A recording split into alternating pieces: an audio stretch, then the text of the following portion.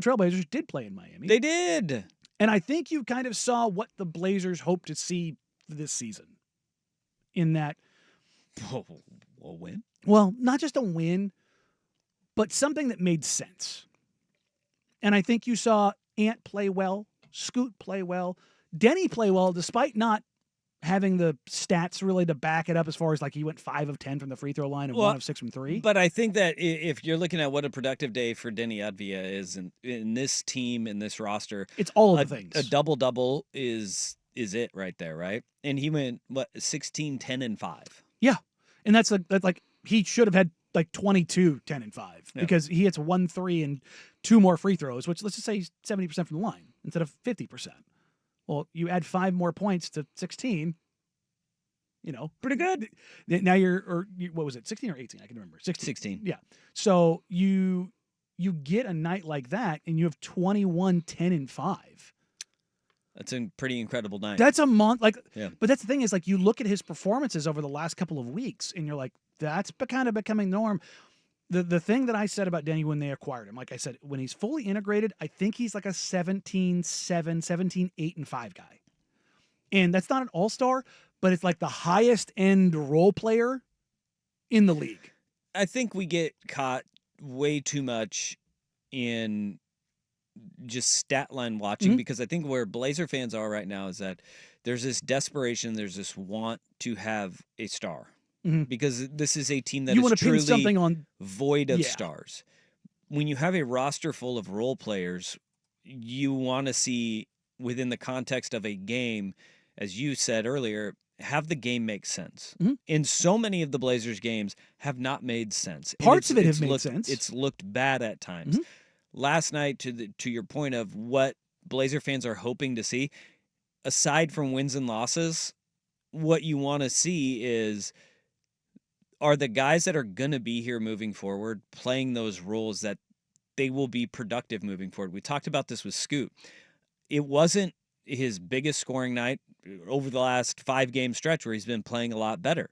But at the same time, it was probably his best game overall because of context of what the team was trying to accomplish, and he was actually getting it done and facilitating it, which is a point guard's role. Yes. It was 11 points, but it was 8 assists. He fit in seamlessly. That made it look like, okay, this makes sense. Denny's role, it made sense, right? And then, like, for me, I don't know what the future has in store for the other 3 guys that were in that starting lineup, right? Jeremy Grant, DeAndre Ayton, and Anthony Simons. But whatever you can get to maximize those guys looked better playing alongside him. Those guys have looked uncomfortable for most of the season playing alongside Scoot Henderson. So that, to me, is encouraging of, okay, are things starting to click for him? Despite those guys leading and scoring, the veterans, Ant, D.A., Jeremy, I thought for really the first time, Scoot helped elevate them. And that's the point of those guys being there, was that it makes it easier for him to do his job, to be the facilitator. What a novel concept. I know, it's a crazy thing. Like, this is the drum that I've been beating. Yeah. It's like, this is like, you want to see it to where Scoot doesn't have to do all the things. He doesn't feel like he has to make every play. Though I think the one downside to this is that Shaedon, I think he's obviously taking it on the nose, getting pushed to the bench. His pride's probably a little hurt. I think that's a real thing. Yeah. And it's something that happens. And the reason why it is happening, though, I understand why he is frustrated, because the reason why him getting pushed to the bench was his defensive effort. When Scoot is getting his playing time elevated, it's been pretty disastrous at times on that end of the floor. It's tough. I can see how that doesn't sit well with him, but at the same time, you're not playing the same position. No, and it's also the same thing of, like, you've been given more leash than he has early on.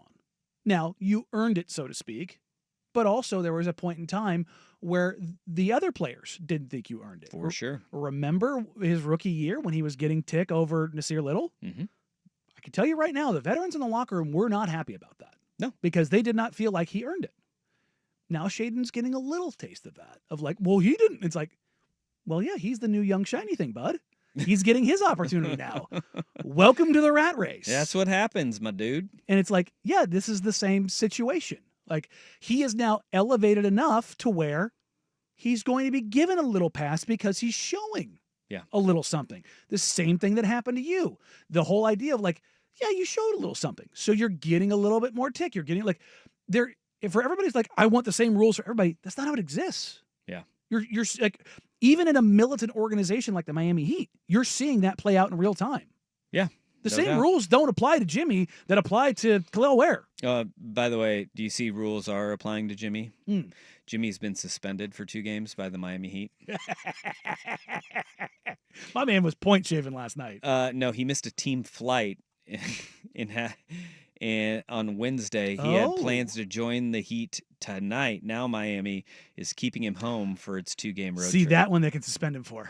Yeah, he missed the team flight. You missed the team flight. They can get you for that. That's violation of team rules and travel. He did it on purpose, though, too. Yeah. He's saying, dare you. But that also, that's I'm staying home until you trade me. This is the thing about Jimmy that I don't get is like, now you are giving all that 10-page memo that they sent to the NBA PA and to the NBA saying, no, we suspended him with cause. Now you're giving credence to that, and you're probably the NBA PA is going to be like, dude, how are we going to fight for you in this one? Well, they'll fight on the 7-game suspension or 6-game suspension, whatever that was, and they'll probably get half of it back, I would imagine. That's at least, I should say, that's what I've heard from other people who are like, yeah, they just, with the team stuff, they make you go, yeah, but, this, and this, because you can't have it like iron fist against the teams against the PA. Yeah. Because it's not good for anybody. But this one, he's going to lose all his money. Yeah, he's going to lose his money. It's like when Zion got suspended for missing the flight. And again, it wasn't the first time he missed the flight. Stars don't ever get suspended for missing the flight the first time. No. It's like the 5th time. Yeah. Yeah. Because a lot of times that's a bold move by him. Guys will catch up later. Yeah. That's I'm looking here. Rules are different across the NBA. Like when the Heat were playing the Nuggets in the finals, did you catch that in the Ramona Shelburne article? He stayed at a mansion 30 miles away from the team hotel in Denver. No way. Hey, Heat culture, baby. Heat culture. Everybody has to abide. It's all everybody on the same, pulling on the rope on the same time. I'm going to see here, though, because what would be interesting is if Jimmy did this on purpose because of the jock tax. We know what the jock tax is, which is where each state has states have. It's cheaper for him to stay in Florida than to go to the States. Yeah, he's like, fine, I'll just take that. Where are they going? They're going to Wisconsin and New York. I know New York is a massive one, but I don't know about Wisconsin. I still think California is the highest. Yeah. Well, Illinois, California are 2 of the highest. 13.3% in California. Yeah, it's Yikes, bonkers, dude. That's on top of the taxes that you pay on top of that. Yeah. So it's very prohibitive to play there. Yikes. And yet you can make a lot of money back in endorsements. Sure can, Bob. That's the important thing. But I think this is despite it being the least impactful box score for Scoot Henderson, I've found his last 2 games to be the most comfortably reinforcing thing I have seen from him, because it's more about point guard play than ball go in hoop. Because you're going to have variance in the ball going in. Like that happens. Sometimes you can't control that for all of the stuff that's out there as far as shooting.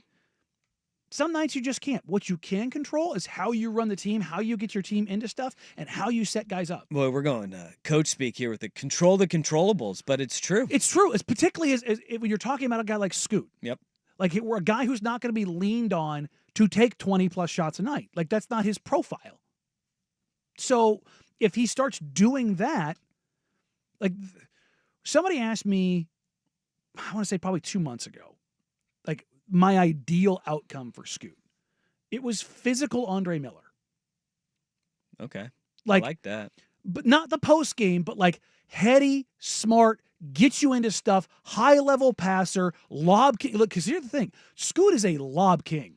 He is great timing and feel on lobs. And the Blazers just have not had that in a decade. Every now and then can go off when you need him. Not even when you need him to. But just just he'll because go off and you'll be like, where did that come Yeah, from? but it's about getting your team in the right places and being physical and being precise. Like Andre Miller did the most by doing the least. Yeah. And that's what I want to see from Scoot. Be effective without having to go hezzy, tween, attack. It's like, no, man, simplify the game. He's looked his best these last couple of games, simplifying his game, having a plan on attacking.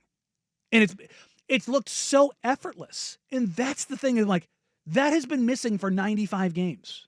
Yeah, well, hopefully it will happen. I'm going and I was looking at like on the start of Andre Miller's career. I think he was a 4-year guy at Utah, I think. Yeah. So he came out a little bit older. He was 23 when he came in. Yeah, he was a 4-year guy. But it was like 11-5 shooting, 44% from the field in his rookie year, 20% from three. Not a 3-point shooter at all. No.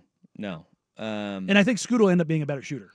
Yeah, he was like 11 points, 3 rebounds, 5.8 assists, a steal every game.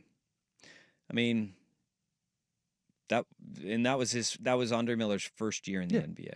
And I think Scoot's past that. And as he kind of progressed, I mean, the back end of his career, he was literally just a facilitator. Yeah, but there was like the peak of his career. What was his highest points per game? 17. Yep, that's the number I've had for Scoot for years. 17 since he was drafted. 17 points, 4 rebounds, 7 assists. I've had him as like 2007, 2008. I've had him as like a 17, 9, and 5 guy. Yeah. Like that's what I've always thought of him as being like, and that's not a shot at him. Like, no, that's a difficult thing to do. But here's the thing, that when you're drafted 3rd overall, the expectations are that you're going to be something completely different. But I mean, 17, even that was when he was drafted.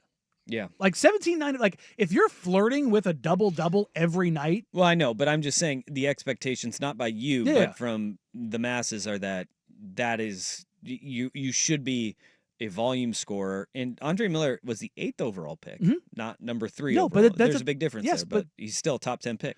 That's exactly what I mean, though. Like, it's like, I think even on draft night, like 17, 9, and 5 is a really good outcome. Yeah. Like a genuine, like, if he's a guy who can, that means if he's 17, 9, and 5, that means he's a guy that can get you a triple-double. That means on any given night, he can be a 20 and 10 guy. Mm-hmm.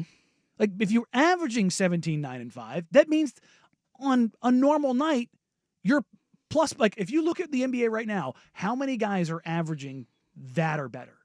It's a very short list. Yeah. Be effective with your time. Don't turn the ball over. Capitalize on your on your playmaking opportunities, and when scoring opportunities present themselves, be more efficient. There. Like the path is there for him. Yep. I'm there with you. Now, if he can get there, we'll see.